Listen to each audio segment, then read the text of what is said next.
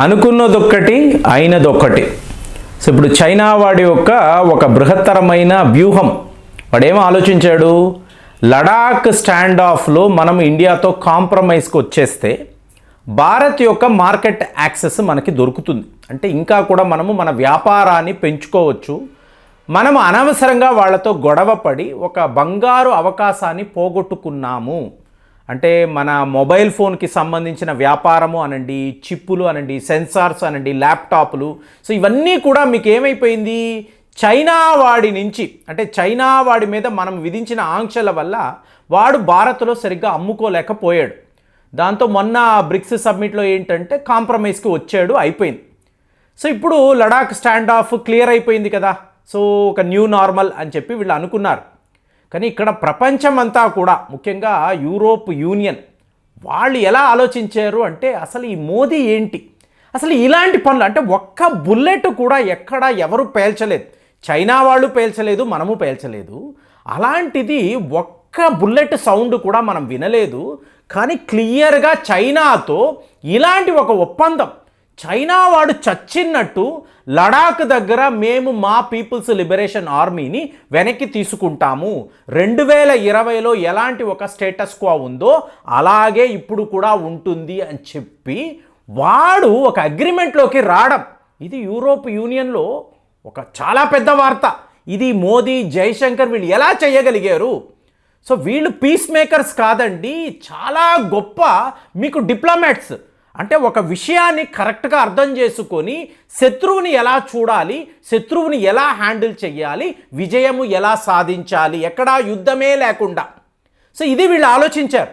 China వాడికి ఇవాళ ఎంత పెద్ద షాక్ అంటే, ముందు జర్మనీ, యూరోప్ యూనియన్లో ఉండే జర్మనీ వాళ్ళు నేరుగా వాళ్ళ ఛాన్సలర్ మొన్న ఢిల్లీకి వచ్చారు. రావడము చాలా పెద్ద డెలిగేషన్, ఆయనతో పాటు వాళ్ళ ఉన్నత అధికారులు అందరూ ఉన్నారు. భారత్తో మేము ఫ్రీ ట్రేడ్ అగ్రిమెంట్ పెట్టుకుంటాము, సో మాకు మీ మార్కెట్ యాక్సెస్ ఇవ్వండి, అలాగే మీకు కావలసిన న్యూక్లియర్ సబ్మెరైన్స్, పెద్ద పెద్ద ఆయుధాలు, మా దగ్గర అద్భుతమైన ట్యాంకులు ఉన్నాయి, అలాగే ఎన్నో ఆయుధాలు ఉన్నాయి, వీటినంతా కూడా భారత్కి ఇవ్వడం అంటే ఏంటి, అమ్మడం కాదండి, మీ దేశంలో వచ్చి మేము ఇక్కడ జాయింట్ వెంచర్ కింద ఈ ప్రొడక్షన్ అనేది ఇక్కడే చేస్తాము, టెక్నాలజీ ట్రాన్స్ఫర్ కూడా మేము చెయ్యగలమని చెప్పి జర్మనీ వాళ్ళు మాట్లాడారు. సో భారత్కి ఏంటంటే, జర్మనీ అంటేనే మీకు ఆటోమొబైల్ ఇంజనీరింగ్లో చాలా పెద్దవాళ్ళు, చాలా పెద్ద దేశం. సో వాళ్ళు రావడము, వాళ్ళు ఇలాంటి ప్రపోజల్, ఆల్రెడీ ఫ్రాన్స్ వాళ్ళు కూడా ఇలాంటి ప్రపోజల్తోనే వచ్చి ఉన్నారు. కానీ ఇక్కడ జర్మనీ ఏమంటుంది, నేను మీ దేశంలోనే మ్యానుఫ్యాక్చరింగ్ యూనిట్ పెడతాను. ఇప్పుడు ఫ్రాన్స్ వాళ్ళు ఏమన్నారండి, రఫేల్కి సంబంధించిన యూనిట్ మీ ఇండియాలోనే పెడతాం, కానీ ఆ ప్రాంతం అంతా మీరు మాకు రాసి ఇవ్వాలి. అంటే ఏంటి, ఒక మినీ ఫ్రాన్స్ను మేము భారత్లో క్రియేట్ చేసుకుంటాము అంటే మనం నో అన్నాం. ఆల్రెడీ అయ్యిందిరా, మీరు అందరూ చేసిన పనులన్నీ మేము ఎన్నో ఏళ్ల పాటు సహించాము, మా వాళ్ళు చేసిన కుట్రలో భాగంగానే మీరు ఇన్ని ప్రాంతాలను ఆక్రమించుకున్నారు. ఇవాళ కూడా గోవా అంటారు, పాండిచ్చేరి అంటారు, యానాం అంటారు, ఇవన్నీ మాట్లాడతారు. మాకు అది వద్దు, నువ్వు నీ టెక్నాలజీ ట్రాన్స్ఫర్ ఇక్కడ చెయ్యి, నువ్వు ఇక్కడ వచ్చి వర్క్ చెయ్యి, నీకు ఎంత కావాలో చెప్పు అని చెప్పి మనం క్లియర్గా చెప్పేశాం. ఇది గమనించిన జర్మనీ వాళ్ళు ఏం మాట్లాడారు, లేదండి మేము మీ దేశంలో వచ్చి మీతో కలిసి ఇలాంటి ఆయుధాలు అనండి, ఇలా న్యూక్లియర్ సబ్మెరైన్స్ తయారు చేస్తామని చెప్పి వాళ్ళు చెప్పారు. మరి ఇక్కడితో ఆగిపోయిందా అంటే, స్విట్జర్లాండ్ ఏ యుద్ధము చెయ్యని ఒక దేశము, వాళ్లకు సంబంధించిన మీకు పెద్ద పెద్ద నాయకులు ఇవాళ భారత్లోకి వచ్చి ఏకంగా $100 బిలియన్ మేము ఇన్వెస్ట్ చేస్తాము. సో ఇది ఎంత పెద్ద వార్త చూడండి. ఏంటి, ఆ దిగ్గజ సంస్థలు చూసారనుకోండి, ఏబీబీ అంటారు. ఏబీబీ అంటే మీకు లాజిస్టిక్స్లో చాలా చాలా పెద్ద కంపెనీ అండి, వాళ్ళు భారత్లో. అలాగే కూహెన్ నాగల్ అంటారు. సో వీళ్ళు కూడా ఒక లాజిస్టిక్స్కి సంబంధించిన సంస్థ. అంటే ట్రాన్స్పోర్టేషన్ అనండి, బస్సులు అనండి, ట్రక్కులు అనండి, వీటిని తయారు చేసే మీకు సంస్థలు. వీళ్ళు ఏకంగా $100 బిలియన్ భారత్లో ఇన్వెస్ట్ చేస్తారు కదండి. మామూలుగా మీకు ఫారిన్ డైరెక్ట్ ఇన్వెస్ట్మెంట్ అంటారు. ఇక్కడ విషయం అది కాదండి. చైనాలో పెట్టాల్సిన పెట్టుబడి ఈ $100 బిలియన్ ఏంటి, చైనాలో వీళ్ళు చెయ్యబోతున్న ఇన్వెస్ట్మెంట్.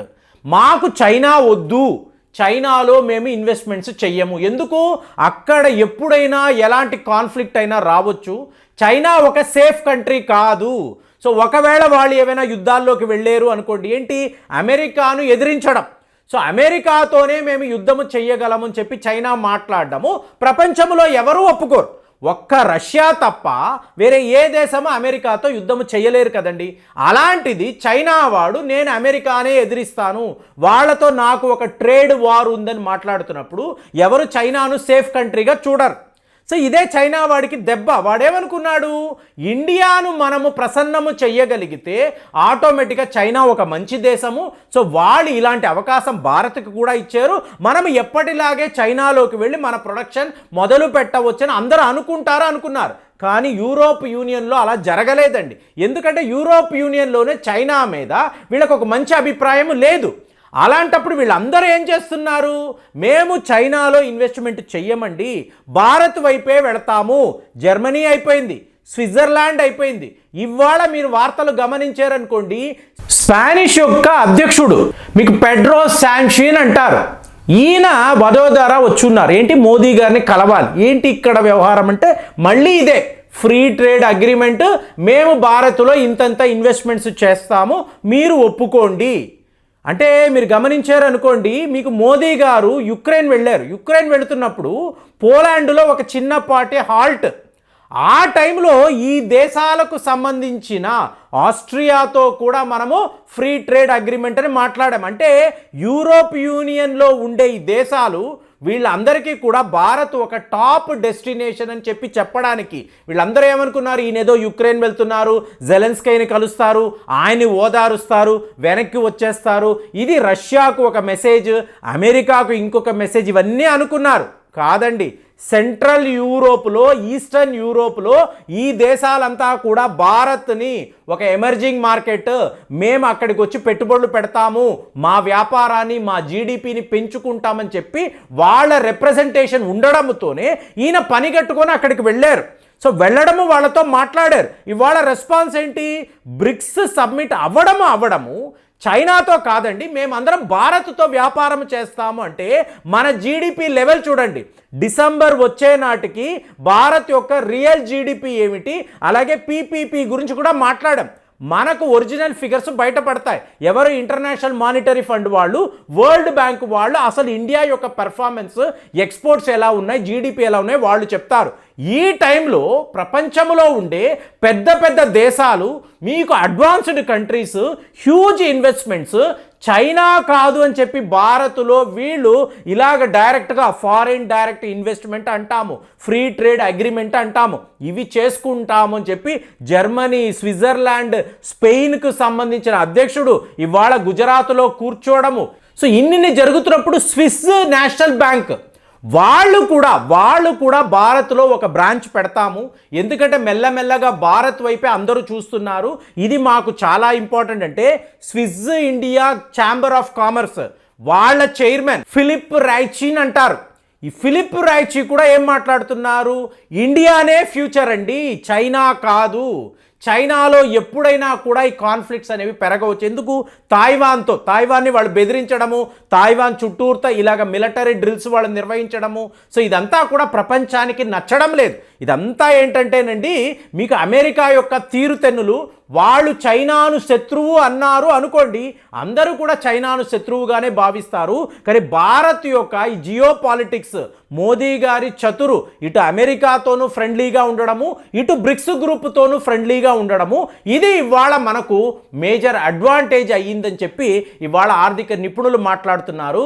మరి యూరోప్ యూనియన్ నుంచి ఇన్ని దేశాలు క్యూ కట్టి అందరూ కూడా ఢిల్లీ వస్తున్నారు, ఫ్రీ ట్రేడ్ అగ్రిమెంట్ మేము ఇన్వెస్ట్ చేస్తామంటున్నారంటే భారత్ యొక్క భవిష్యత్తు ఎంత ఒక విచిత్రమైన లీప్స్ అండ్ బౌన్స్లో మీకు ముందుకు వెళుతుందనేది మనము గమనించాలి. మరి ఇవాళ స్పెయిన్ యొక్క అధ్యక్షుడు కూడా భారత్లో ఉన్నాడు అన్నప్పుడు చాలా విచిత్రంగా ఉంది. మరి దీని మీద, ఇండియా మీద ఇంతంత పెట్టుబడులు అన్నప్పుడు దీన్ని మీరు ఎలా చూస్తున్నారు? కామెంట్స్లో రాయండి. మళ్ళీ వచ్చే వీడియోలో కలుద్దాం. జై హింద్.